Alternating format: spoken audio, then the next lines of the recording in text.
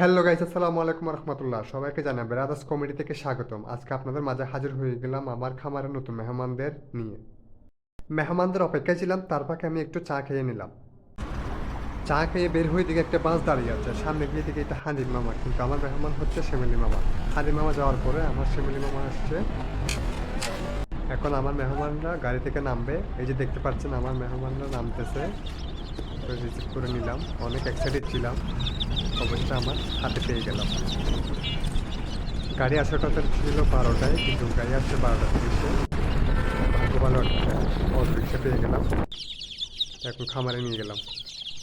এখন একটু জীবাণুনাশক স্প্রে করে নিব, যাতে জীবাণু মুক্ত হয়ে যায়, যেহেতু আমার খামার আরও মোরগ মুরগি আছে, না হলে ওদের থেকে ব্যাকটেরিয়া ছড়াবে।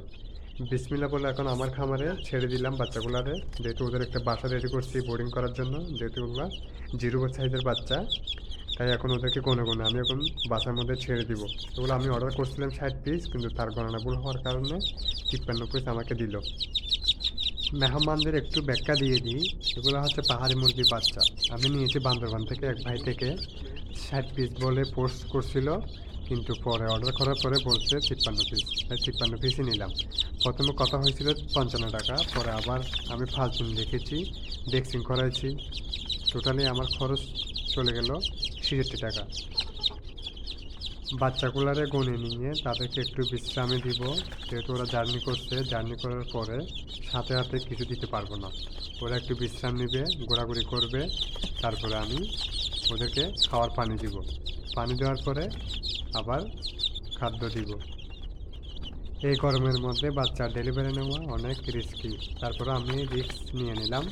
যে ভাই থেকে নিয়েছি উনি দিতে চাই নাই, বলতে আমার ভয় লাগতেছে, কারণ কোনো অভিজ্ঞতা নাই। উনি যা বিক্রি করছে 2 মাসের 1.5 মাসের বাচ্চা বিক্রি করছে, কিন্তু এরকম ছোটো বাচ্চা কোনো দিন দেয় নাই। তা আমি বলছি গেলে আমার যাবে, আমাকে দিয়ে দেন, একটা অভিজ্ঞতা হবে, আমারও হবে, আপনারও হবে। একটা ভুল থেকে 1000 জনের শিক্ষা হবে, 1000 মানুষের অভিজ্ঞতা হবে।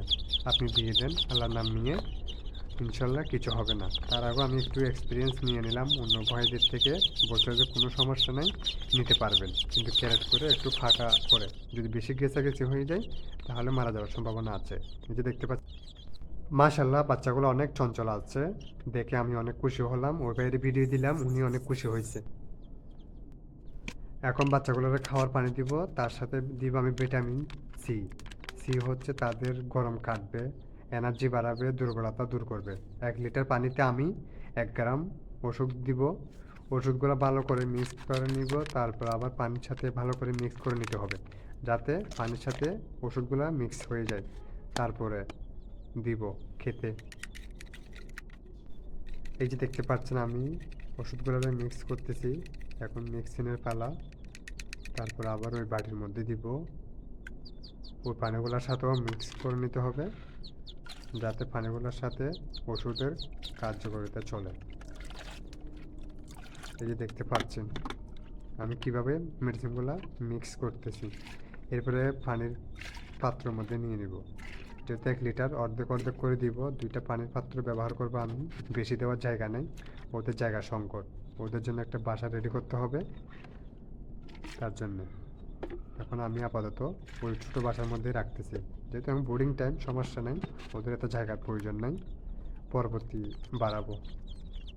এই বাচ্চাগুলো নিয়ে আমি ধারাবাহিকভাবে ভিডিও করে যাব, কীরকম হলো না হলো। আপনারা যারা স্বপ্নে খামার করতে চান, এই ভিডিও দেখে কিছু অভিজ্ঞতা অর্জন করতে পারবেন। আমি ধারাবাহিকভাবে দেওয়ার চেষ্টা করব, কিছু না কিছুই উপকৃত হতে পারবেন। পানি দেওয়ার পরে আর ওখানে খাবার দিয়ে দিলাম, ওরা অনেক সুন্দর করে খাবার খাচ্ছে।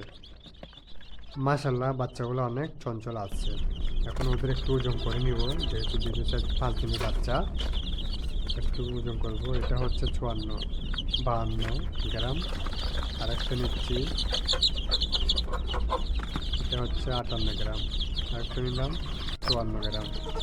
আরেকটা দিলাম 46 গ্রাম। আরেকটা নিলাম 42। মাশাল্লাহ এটা হচ্ছে আমার জুটি মুরগি বাচ্চা। এটা বাচ্চাটা দেখে আমি অনেক খুশি হলাম।